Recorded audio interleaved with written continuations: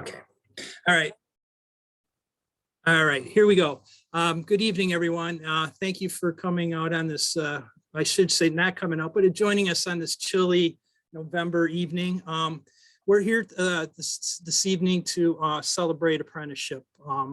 Part of what this forum is about is pre-apprenticeship and apprenticeship. We have some wonderful speakers here tonight to present and talk a little bit about it. My name is Jeff Kale. I am the Business Services Supervisor for the Southeastern Wisconsin Workforce Development Board. We have Aaron Williams, the Coordinator in Career and Technical Education for Youth Apprenticeship, KUSD. We have Katie Graff, Director of High School Partnerships with Gateway West of the I. We also have Jeff Bergman talking tonight, Workplace Learning Coordinator, Racine Area Manufacturers and Commerce. We have a guest from our Department of Workforce Development, Apprenticeship Navigator, and that's Jessica Gitter. And we also have Nikki Pagan joining us from Gateway Technical College. She's the Apprenticeship Coordinator there. So without further ado, we'll get going here. So what we'll learn a little bit about tonight. This whole week from November 15th to Friday, the 19th is National Apprenticeship Week. So we're celebrating apprenticeship all over the country. And we decided as a group here, all the presenters, that we'd like to, keep that going. We started this last year and we wanted to keep this forum going, to talk about the virtues of apprenticeship. So we'll talk about National Apprenticeship Week. We have a couple, I'm going to show you a couple youth videos that we've done. We'll talk a little bit about what is apprenticeship. We'll hear from our apprenticeship coordinators about why apprenticeship. That'll be from the KUSD, Racine area, and Wellward. We'll have Gateway Technical College talk about apprenticeship a little bit, and then we'll have Department of Workforce Development talk about registered apprenticeship.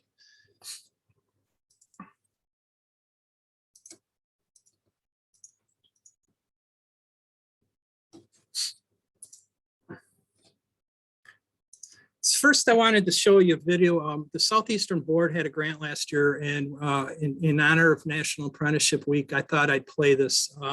We did a Josiahs. It's just Josiah's apprenticeship story. He was one of the young men that we did a recording of for within our grant. So I'm going to play the video for you guys, and it sort of highlights what we're going to be talking about tonight. There's two videos. Each one's about a minute and a half.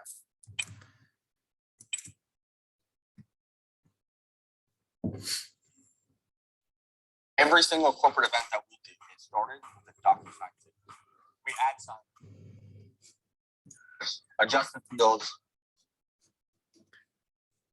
technical difficulties. add the signature tab. They open it, they sign it, they send it back to us.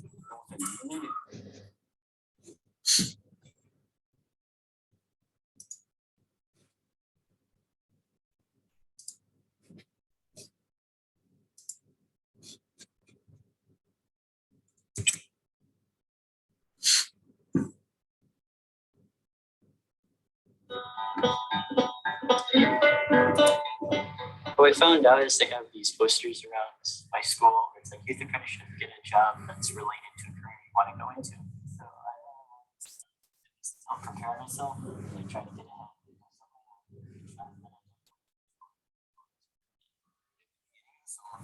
The entrance comes through. It's no fun in the building.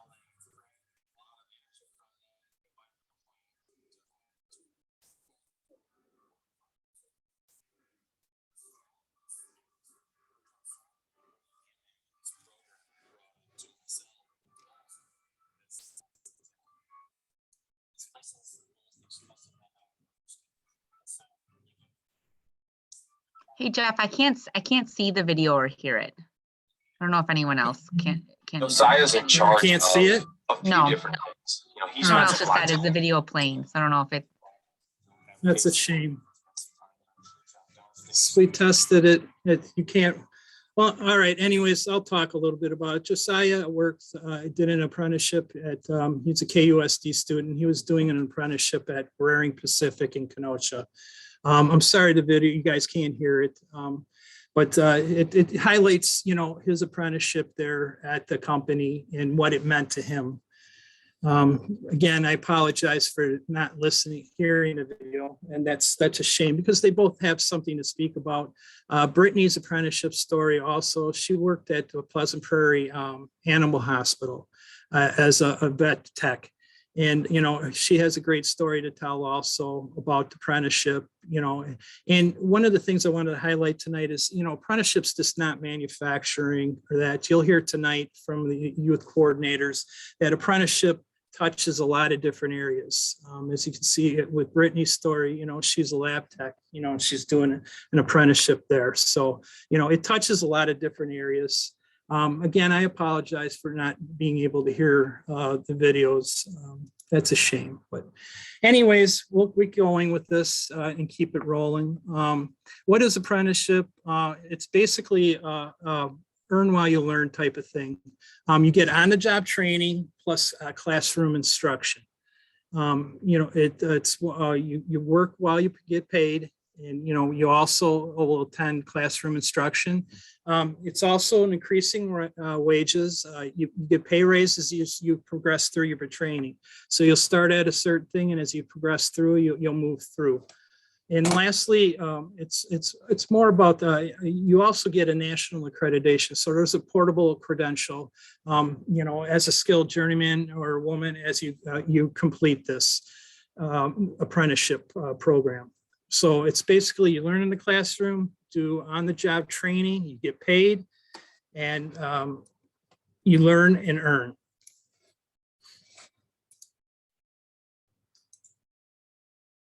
The 5-star advantage is basically with apprenticeship, it's a career employment building. You know, a lot of times you'll start with a company, they invest in you heavily, and you'll move in with them, and usually they hire you on, and you know, you grow with them as you move on. Again, we talked about it as being an earn while you learn type of thing. Progressively increasing wages. The wages are very good for apprenticeship. You get that nationally recognized credential, and you know you improve your standard of living. You know, we'll see later on that an apprenticeship can make quite a bit of money. I'll turn it over now to our youth coordinators for their presentation. Thanks, Jeff. Hi, everyone. My name is Katie Groff, and I am the Director of High School Partnerships at Gateway Technical College. I work very closely with Jeff Bergman and Aaron Williams, who support Racine area and Kenosha areas to implement and offer youth apprenticeship programs. So youth apprenticeship programs is really a great opportunity for high school age students to get involved in apprenticeship. I know Jeff really hit on it already a little bit, but you know, when you think about apprenticeship, I think a lot of times people think of manufacturing careers or construction, but actually with the DWD Youth Apprenticeship Program, there's actually 11 different pathways. And I think Aaron or Jeff is going to talk about those later on. But youth apprenticeship in Wisconsin has been around since 1991. And it's a great way for high school students after they've completed their sophomore year of high school to really start working with employers. Students are able to apply what they're learning in the classroom and start working and earning money. It's awesome for an employer because they get to really hire on a student that is interested in their field, interested in working for them, and kind of an opportunity for them to test drive, if you will, potential employment for even after high school.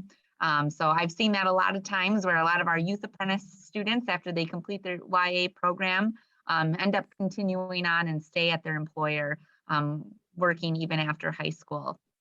So I'm going to go to the next slide, Jeff, but just wanted to kind of highlight a little bit about the YA program. Like I mentioned, it's been around since 1991 in Wisconsin, and Wisconsin is definitely seen as a leader in the nation for apprenticeship program. It is overseen by the Department of Workforce Development, and there is a grant opportunity. So I write a grant, and Aaron and Jeff, we all write grants to have these programs in our areas, in our schools. But it is really designed for a high school student who wants to apply what they're learning in the classroom on the job. Students can start working in a youth apprenticeship program as soon as they complete their sophomore year of high school, and they can do it for 1 year or 2 years. Students do have to meet a certain amount of hours and certain skills during their youth apprenticeship program, but they are not doing it alone. I think that is like definitely the big key piece of why the YA program works so well, because these students are being mentored when they are on the job. So if you are a YA student, you have a mentor at the job that's a skilled professional in that industry, really helping you along and really showing you the way of your program. Jeff, if you go to the next slide, just a little bit more about the program framework. Some key elements is that all of the skills and the things that you would be doing in a youth apprenticeship are developed by our industry partners in the state of Wisconsin. Actually, right now, the Department of Workforce Development is working with a lot of employers to do kind of a whole revamp of all of the curriculum for the youth apprenticeship program, making sure that it is relevant and timely to the year 2021. I'm so excited to see some new curriculum is coming out, making sure that our skills checklists are updated. But like I mentioned, it's all coming right from the industry. So you will really truly be doing entry-level work in that career pathway. If you're a YA, you're not running and getting coffee every day. You're actually doing the job and working alongside of your mentor. You get to see a lot of different aspects of the industry, working at least 450 hours in a year, and your summer hours do count. So like I said, you can start working as soon as you complete your sophomore year of high school, and all of your summer hours count. You do have a mentor that works with you. It helps you along, making sure that you're doing everything that you need to do. And you do get paid, definitely get paid. Employers do have to pay you according to DWD's rules and regulations, at least minimum wage. But I'll tell you, I've seen some students making $12, $14, $16 an hour. So a really great program for students while they are in high school to get involved in youth apprenticeship.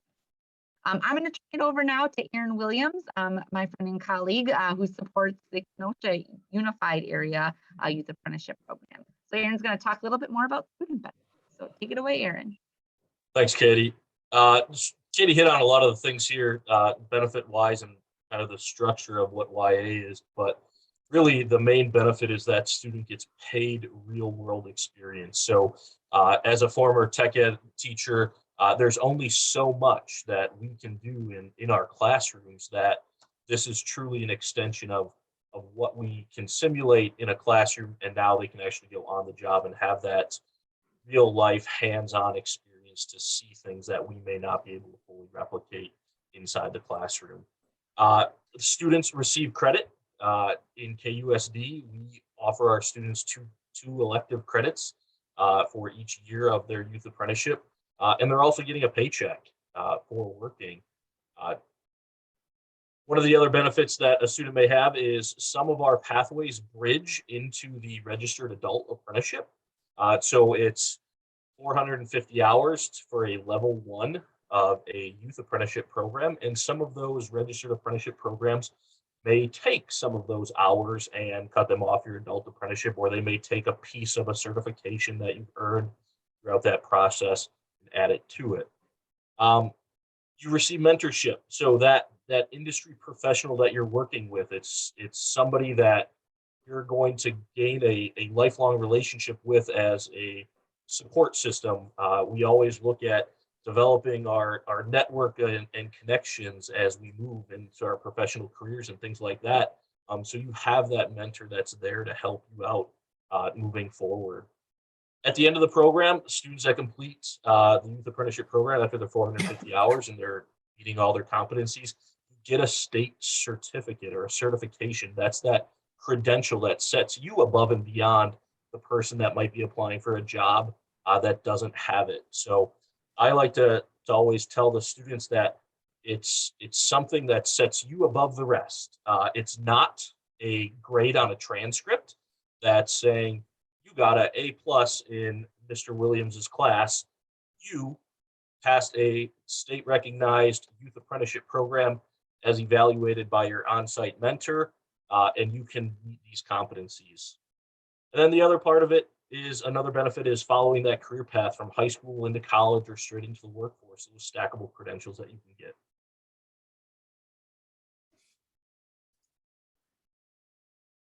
So some of the responsibilities on the student part, every one of our schools have a representative in the building that typically works with youth apprenticeship. There's 11 different program areas or occupational pathways that a student can choose from. And within those 11 pathways, each pathway may have 5, 6, 7, 8 different essentially jobs that a student could meet or work in to go through it. Another responsibility, complete the required paperwork. There's an educational training agreement, which is kind of lays out the responsibilities and the roles of all the parties. So it's the students filling it out, the employer's filling it out, a parent or guardian is filling it out, and then the school is also filling it out. So that principal or that worksite mentor or school mentor, sorry, is signing that. There's a checklist. So each pathway, you're graded on employability skills and then job specific skills. So you need to get a passing rating on each of those competencies.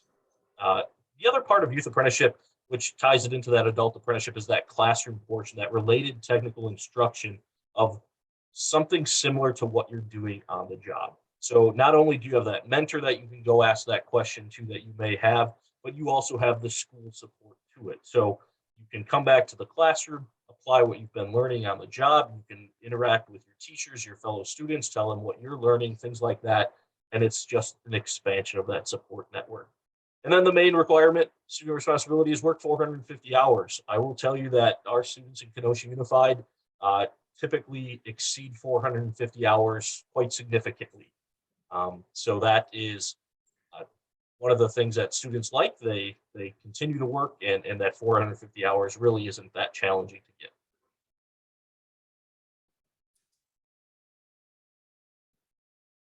So right there on the screen are the 11 different pathways. And then each of those pathways are broken down. So it's really not just what you may think is a traditional apprenticeship program. So there are other areas in it. So finance and hospitality, the lodging component, the IT component. I know in KUSD that we do have students placed in each one of these throughout our community here. But once again, within each of these, it gets a little bit more specific, but it really is very broad in what those jobs can be for a student. And with that, I'm going to turn it over to my colleague just to the north, Jeff Bergman.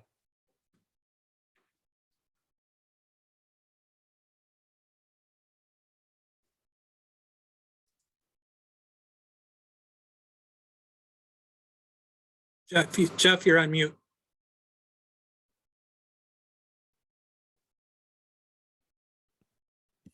There you go. There we go. Thank you very much. We got you. Everybody's has their little glitches this evening, so that's okay. Oh, yeah. I'm going to talk a little bit about the framework on how the YA program works. While it's only open to students that are entering their junior or senior year, one of the big things about this is that if you're interested in the program, start talking to your school-based coordinator, your pathway teachers, your elective teachers about the youth apprenticeship program during your freshman and junior year, so you can set yourself up for success. Many of the programs that we have, students are allowed early release time to get to their place of employment. So that's something to keep in mind as you look towards this.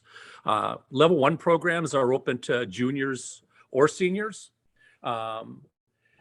You would start applying for these positions at the end of your sophomore year, end of your junior year. There really is no set time that employers are filling vacancies. If you talk to both Katie and Aaron, can attest to that, we are placing students year round. So there really is not a set time that that employers are looking. It's really as the job market dictates. It's working with the schools and with the students and the employers to be able to find the opportunities and what works best for everybody. Like you've heard the numbers before, the minimum hours that you need to work to satisfy the state is 450 hours. You can work in the summer, you can work during your breaks, you can work during the school year, but you need to work a minimum of 250 hours during the school year. So, like Aaron had said, up in Racine, we have students that are working 1,000 hours in a year because students take advantage of working 40 hours a week in the summer, taking advantage of being able to work any day that there's not school. So it's really, it's really up to the student how much time they can invest in this. For a level 2 program, you need to start that your junior year, and your 450 hours will carry over into the level 2. So you can get a minimum of 900 hours between there. Again, 500 of those hours need to be completed during the school year. Most of the students that we deal with, usually it's between 15 to 20 hours a week. Depending on what area you're in, it may be more. Healthcare students seem to work more hours. So just keep that in mind. And also a lot of our employers only work during the week. But then again, if you're in the hotel, restaurant, and tourism, or in the healthcare, you can pretty much be sure that you'll probably be asked to work Fridays and Saturdays, and even in some holidays, because I always tell the students that we work with, healthcare is a 24-hour a day, 7-day a week occupation. Now, while you're not allowed to work those hours, because there is times that you cannot work, so you're not going to be working third shift or late into a second shift. So it really has to do with the employer and what the pathway is. When Aaron talked about the education training agreement, one of the things that is involved with that is that everybody that is involved with the program signs on to the program and is responsible. So the student has responsibilities, your parents have responsibilities, the school has a responsibility, the employer has responsibility, and then the youth apprenticeship coordinators also have responsibilities. So it's really, everybody is working together on this. So it's just not find a position and you're on your own. That's everybody is really working together so you can find success with the program and make sure that you're getting all of your areas on your checklist completed, that you're working your hours, that you're staying up to date on your classroom work across all your courses in school during the regular school day. So, but one of the things that the employers are responsible for is that they participate in mentor training, especially with new employers that have not had young people working in their facilities. We like to meet with them and have a discussion about what the program is involved, things that they can expect from students, and just going through the program and how it's laid out. Employers will interview and hire students. They will set up, most employers nowadays are requiring background and drug testing. So they will set that up for you, so you know ahead of time that is one of the things, just like pretty much with every job nowadays, you have to go through that. The employers are also going to set up and provide training for you. We have many employers within their training agreement that they have a written program that you'll follow. So it's just not you going into a facility and doing one job repetitively for your 450 hours that you're going to be at your work site. It's giving you opportunities to see how the whole company works, work in different departments, and really get a feel and adjust to the culture of the company that you're working with. They're also going to pay you. Again, minimum wage is the low end of the scale, which, like Katie said, it's pretty much very non-existent right now. We have students that are making $15, $16 an hour. And so the opportunities that are there for you right now are pretty incredible. You'll also have to participate in regular progress reviews, and that goes along with your skills checklist that needs to be completed by your employer. So that there are skills that you have to not necessarily master. While everybody likes to see that, they really want you to be competent and understand all of the competencies that are there. You will have a copy of that so you can see what you're working towards along with your employer, so they know, so it doesn't come as a surprise at the end that, well, hey, we never covered these areas. No, they're going to be covered, and the employers are really well informed about what's going on with that. They also are going to make sure that you get your 450 hours per year in. Now, up until I've been involved with youth apprenticeship for quite a few years, I have never had a time where students have been let go for any reason until COVID hit. And we had a lot of issues with students getting their hours, but the state was very flexible and understanding the situation that a lot of our students across the state were in. And they did make some modifications on that last year during that whole COVID fiasco that was going on with everybody. And one of the big things that the employers are doing is to make sure that they comply with labor laws, both regular labor laws and child labor laws. Under the youth apprenticeship program, there is some adjustments of child labor laws that allow you to do some things that a normal student or a friend of yours gets a job at a manufacturing facility, and you get a job and you're in the YA, you're going to be able to do a lot more work and have a lot more experiences because they are registered with the state through the youth apprenticeship program. So making sure that labor laws are followed is very important for everybody, the school district, the YA coordinators, the employers, everybody involved. And lastly, the program outcomes. Being part of this program, really you're putting yourself on a good path to success. As it says here, 75% of all the youth apprenticeships graduates enroll in a technical school or a university after high school. We have a lot of students that continue working with their employer while they're going to school, or a lot of employers ask them to come back and intern during their breaks. So there's a lot of opportunities. So it's just once the youth apprenticeship program ends, doesn't mean that your employment's going to end. We have many students that bridge into the registered apprenticeship program, and that is an incredible opportunity because your hours that you're working, some of those hours will carry over, so you have a head start on anybody else that is entering at the registered apprenticeship at the same time. Over 60% of the students that enroll in a college or university are going to complete their degrees, where the national average is only 25%. It's a pretty shocking number, but the students that go into post-secondary education are a lot more focused on what they want to do, and they have an idea of what is entailed in the occupations that they're working towards. So they're a lot more focused on their coursework when they go into the post-secondary, whether like around here it's Gateway, Parkside, you name it, you're going to be a lot more successful. Then 85% of the youth apprenticeships graduates are employed after leaving high school. So that's a real good number. So there is that carryover number. So don't look at this as just a program that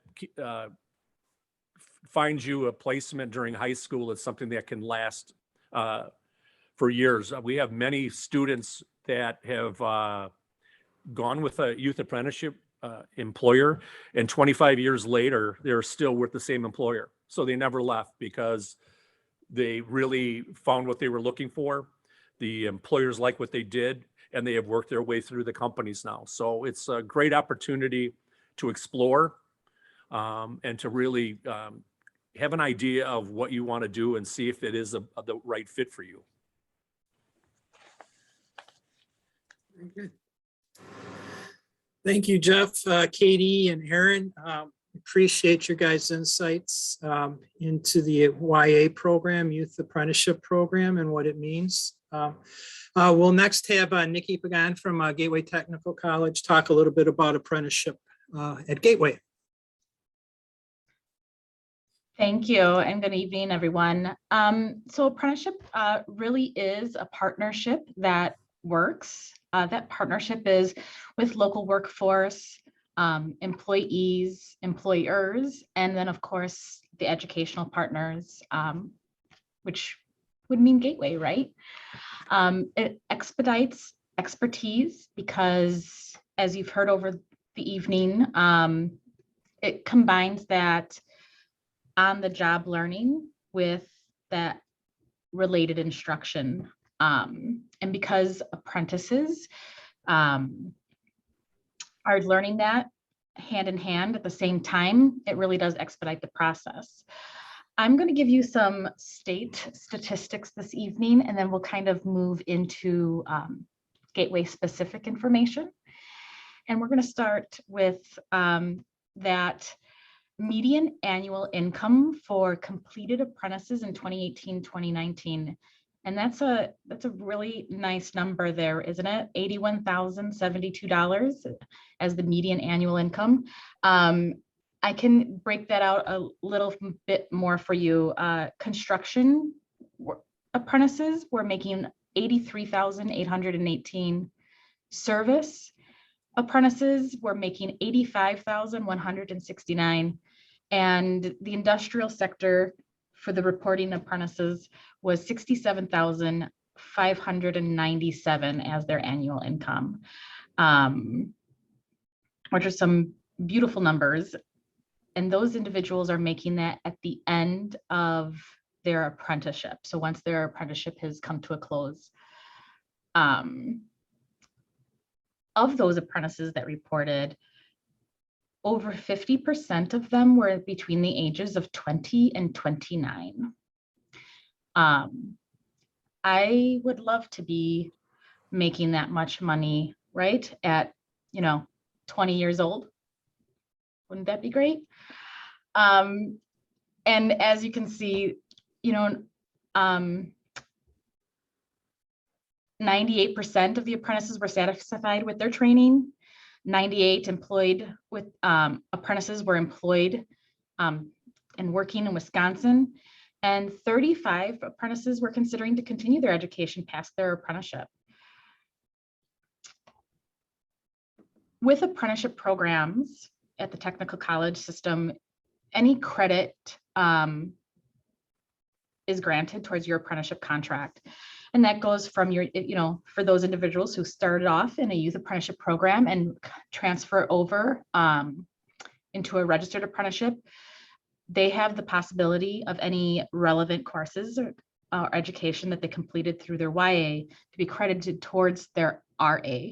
So their registered youth apprenticeship towards their registered apprenticeship. Again, kind of giving them that bump up when they're in their registered apprenticeship. Another thing that we offer is what we call a technical studies journey worker associate degree. And for qualifying apprenticeship programs,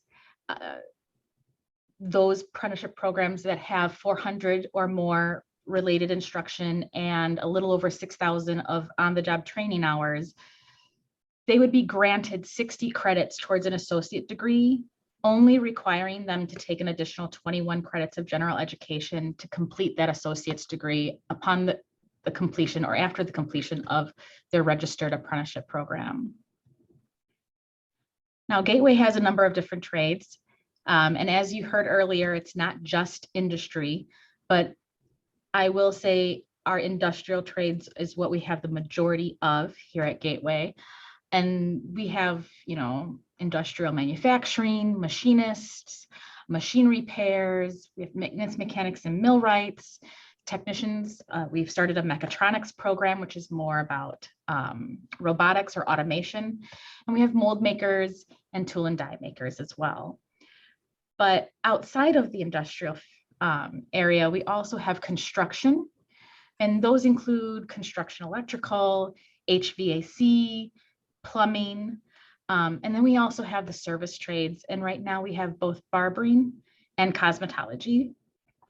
And then we also have some what we call sole sponsorships. And what that means is that an employer has decided to do an apprenticeship program specific for their their company. And those we don't necessarily list out because those are specific to that company. But those are always very nice to put and kind of just add to the list. So I will say a couple of things are nice and different in the registered apprenticeship program. That is that while you're also being paid to while you're on the job, you also get paid for every hour you're in the classroom as if you were working. Typically, apprentices would go to work 4 days a week, and then they attend 1 full day in the classroom with us here at Gateway. That is all I have for you this evening. I think Jessica is next. Yep, we'll have Jessica Getter from DWD Apprenticeship talk. Thank you, Nikki, for giving some insight on Gateway, and those dollars make some sense. I wish I would have had that at that age. And now we'll have Jessica Getter from Apprenticeship Department of Workforce Development talk a little bit about that bridging of the YA to regular apprenticeship. We've been talking about that a little bit tonight, and she'll put a little bit of a finishing touch on that. So Jessica, you're up.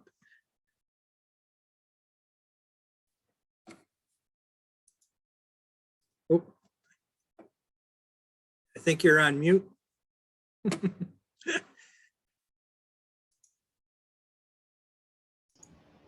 Okay, there we go. Sorry, There you are. wasn't You're able good. to unmute myself. So yes, hello everyone. My name is Jessie Gitter. I'm the Apprenticeship Navigator for Wisconsin Apprenticeship, and I'd like to say happy National Apprenticeship Week and also happy National Women in Apprenticeship Day. So I'm going to talk a little bit about the difference between YA and RA. Nikki provided a lot of great information about registered apprenticeship, which is my focus. But registered apprenticeship, when we look at the breakdown of what that looks like, so the registered apprenticeship is for adults. So you have to be 18 years old to start a registered apprenticeship. And for almost all of the occupations, you have to have a high school diploma, HSED, or GED.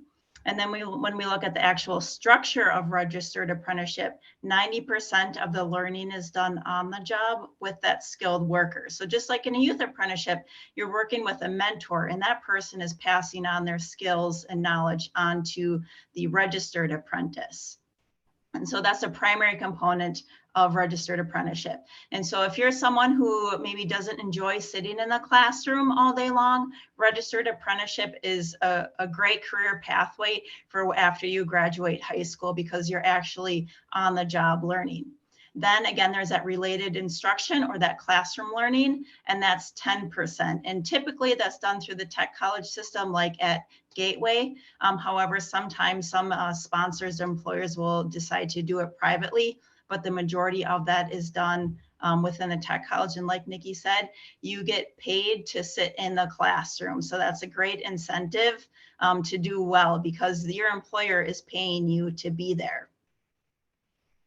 Some of the benefits of doing a registered apprenticeship is that journey worker card that Jeff mentioned at the beginning of the presentation. Once you complete your apprenticeship, you receive a journey worker card, and Wisconsin is actually the first state to have registered apprenticeship. It's been around since 1911.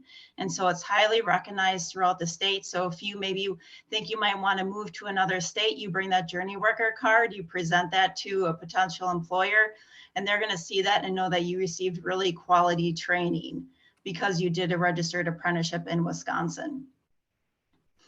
Wages, how much you make has been brought up. Apprentices are paid very well.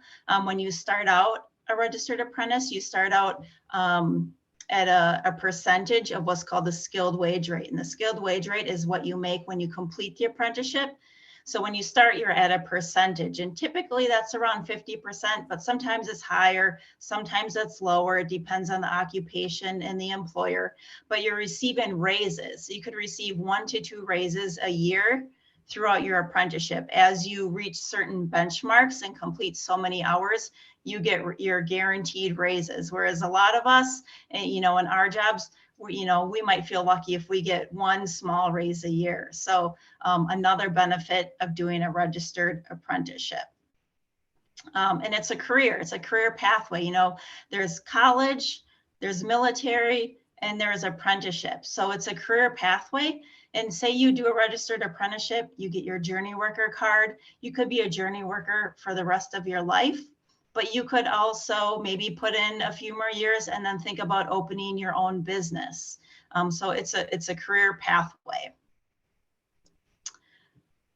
All right, and Nikki touched on how much someone makes after they complete an apprenticeship, and I had not seen that number.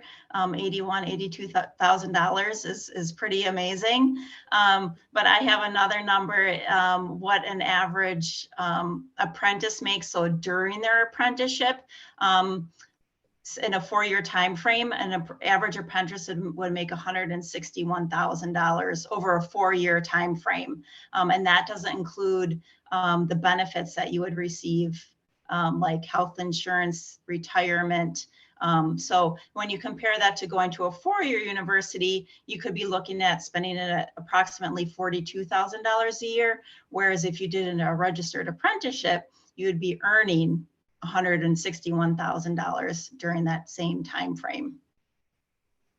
And so there is definitely more occupations and industries in registered apprenticeship besides construction and manufacturing. That's, you know, typically what comes to mind when you think apprenticeship. But we have what we call emerging industries. We have registered apprenticeships in agriculture, in biotech, transportation, healthcare, IT. IT is a really great one to get into. I did a presentation fairly recently and brought up a dollar sign of how much an experienced software developer in Milwaukee County makes, and it's $57 an hour. So that's an experienced software developer, but you know, a registered apprenticeship for a software developer is a 2-year program. So you know, average a registered apprenticeship program is 4 years. The longest is 5 and the shortest is 1. So just so you have an idea, when you look at the construction and manufacturing side, it's going to be more to that 4 to 5 year. And if you look at like the healthcare, IT, finance, that's going to be about a 1 to 2 year registered apprenticeship. And as a couple of the other presenters have mentioned, if you were to do a youth apprenticeship, an ideal situation is that employer also does registered apprenticeships. They hire you as a registered apprentice. Some of those hours transfer over and you're that many hours closer to that first pay raise. So that's a ideal situation of what happens after a a youth apprenticeship. And as a navigator, once you're getting close to completing your youth apprenticeship, you can reach out to me and we can talk about any opportunities that there might be out there for you to do a registered apprenticeship. And registered apprenticeship isn't just for, you know, those just getting out of high school. If there's any you know, parents or older siblings who are joining in, registered apprenticeship is for everyone. The average age of a registered apprentice is 28 years old. So if you're looking at switching your career, reach out to me and I can talk to you about registered apprenticeship as well. So just to hit on a couple of those bullet points, how do you become a registered apprentice? So there has to be a job available for you to do an apprenticeship. And so on our website, wisconsinapprenticeship.org, there's what's called featured sponsors. And so those are sponsors or employers who wanted to advertise that they train apprentices. So you can go to the website and you can sort by county and you can sort by skilled occupation. And then those are employers or sponsors that you can reach out to see if they're actively looking for an apprentice. And that's for any industry outside of construction, because that process is a bit different. When you're looking at construction, what you have to do is you have to apply to what's called an apprenticeship committee. And so you can also find a list of all the apprenticeship committees within the state on our website. But you can reach out to me. I believe my email address is on another slide. Reach out to me and I would be happy to have a one-on-one conversation with any of you to talk more about what sort of skilled occupations have registered apprenticeships and the steps you would need to take to become an apprentice. Thank you, Jessica, for talking about the differences between the youth apprenticeship and regular apprenticeship. I think that's a good thing to know as people move forward through. I know that our group has been manning the chat right now. So if anybody has any questions right now, please put them in the chat. We'll wait a few minutes here to see if anybody's got any questions. I know they've been answering them as people have been putting them in, but we'll give you a few seconds here to, see if there's any questions that you guys might have that can be answered by the group here.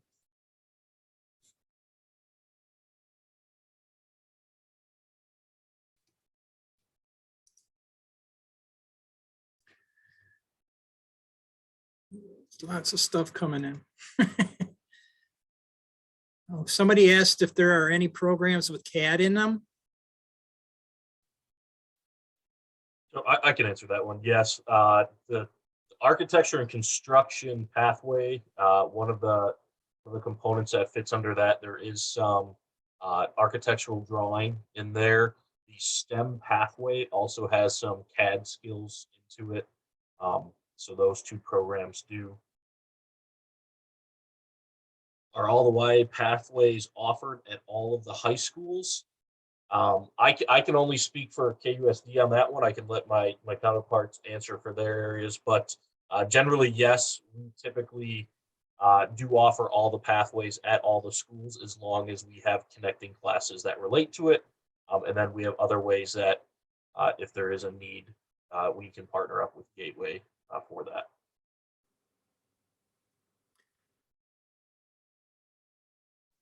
I would say for the Gateway Consortium, and I just put a list of the schools that I support. Yeah, all the pathways are available. And like Aaron mentioned, sometimes it's that tricky part of that related classroom instruction, but we find ways. One question was, what were the next steps if you have sophomore or junior kids are interested? What would their next steps be? I would say finding the appropriate person at the high school. There is someone at the high school, at each high school, that's really designated to be that go-to person that helps students with their next steps. And so if you don't know who that is, please reach out to myself, Aaron, or Jeff, and we can help you get connected. Another question was, who takes part in the employer and student progress reviews?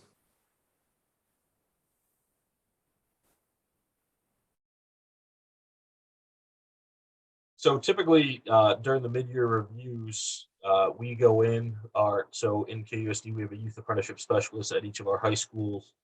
That is the main contact there. So that YA specialist is the main contact, and I know it's similar. They have up in Racine and Katy is the same too in the Gateway area.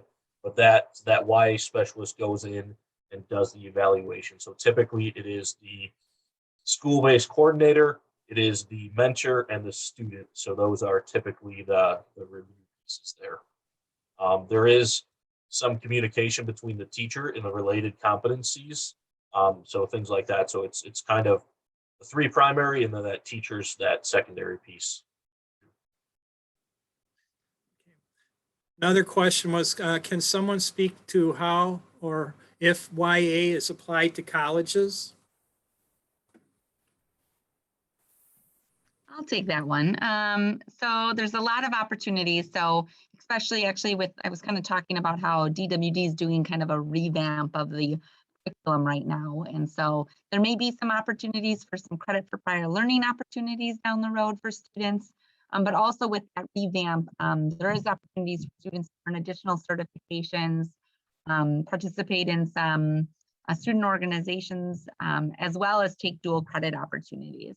So there is that opportunity. So sometimes students are taking a dual credit course. That's that related classroom instruction.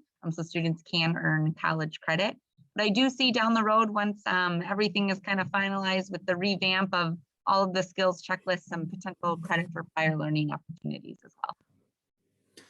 Okay, and I see one more question. As a senior, what is the best way to get started? We'll be 18 in April. I would say start for quite well. It's a further question. Is that for a youth apprenticeship, or are you thinking registered? I'm apprenticeship? almost probably, it's probably going to be registered And apprenticeship. then I'm gonna go Nikki and Jess. You want to take that one?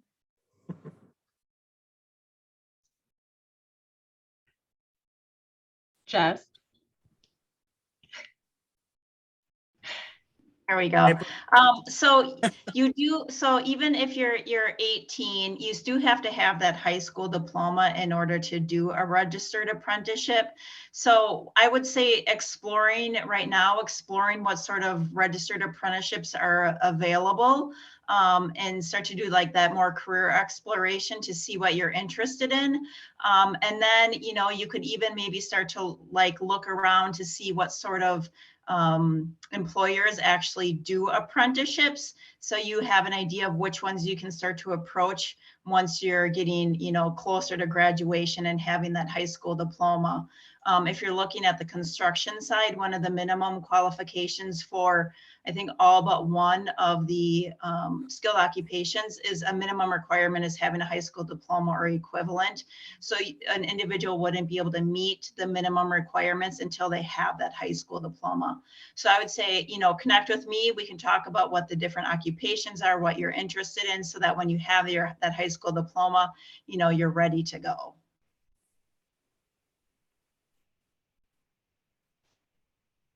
Okay, and the one last question is, are they working during the school hours?